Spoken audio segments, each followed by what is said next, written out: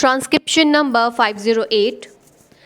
Mr. Deputy Chairman, Sir, Government of India has received reports that the United States is considering the possibility of resuming arms supplies to Pakistan.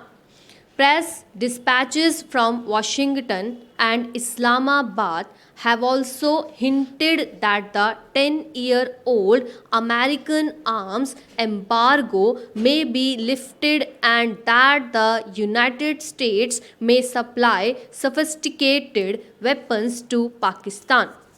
According to our information, this question was also discussed during the official visit of Pakistan's Prime Minister to Washington on 5th and 6th February, although no decision has been announced. The Government of India views the supply of American weapons to Pakistan with grave concern as it will have serious repercussions on the peace and stability of the subcontinent. We have taken up this matter with the US government at the highest level and have brought to its attention the consequences of the reversal of their present policy on the process of normalization on the subcontinent.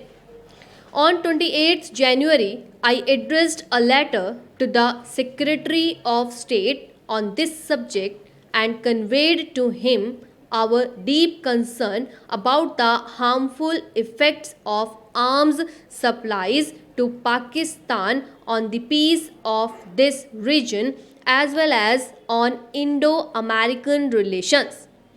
I particularly emphasized that Pakistan's fears about a military threat from India are wholly fanciful and unwarranted, as both India and Pakistan are committed in the Shimla Agreement to work for friendly and harmonious relationship and the establishment of durable peace in the subcontinent and to settle all their differences through peaceful means.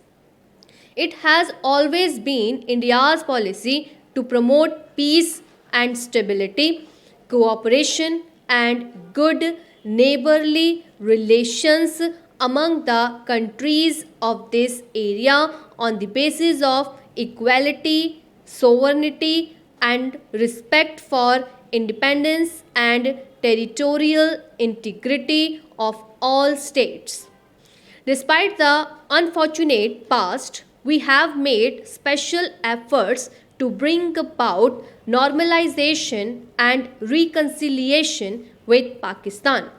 Thanks to these efforts, we have succeeded to some extent in improving relations between the two countries in spite of the slow progress in the implementation of the Shimla Agreement. These hopeful trends will be jeopardized and the promise of cooperation replaced by the specter of confrontation by an American decision to induct sophisticated weapons into the subcontinent. It will not only create new tension between India and Pakistan but also revive old misgivings about the United States' role in the region. In recent months, both India and the United States have made sincere efforts to improve their relations.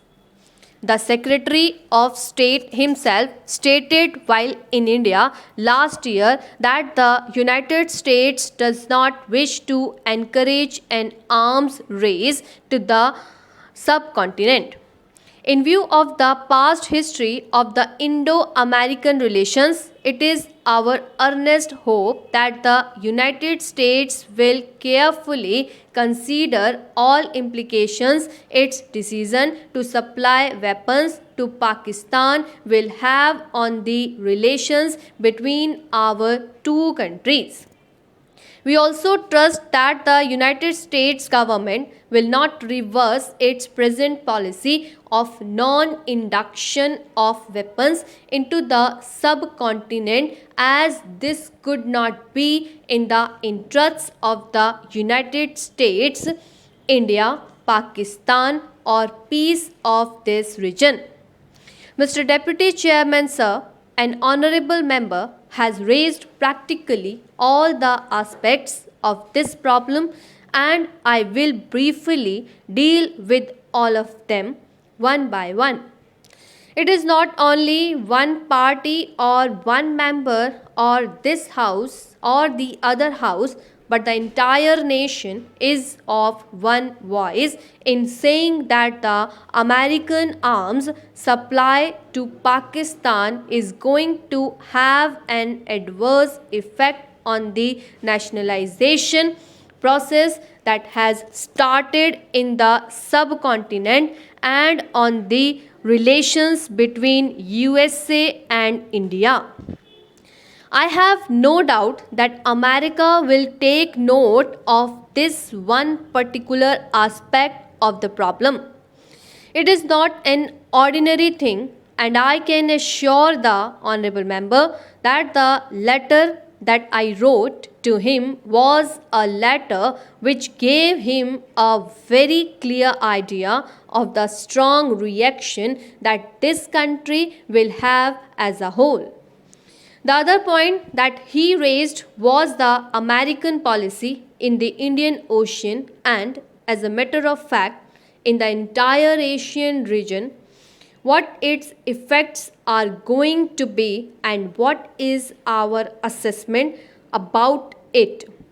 I think it is much better if we see what the factors were which were responsible for these ups and downs in Indo American relations.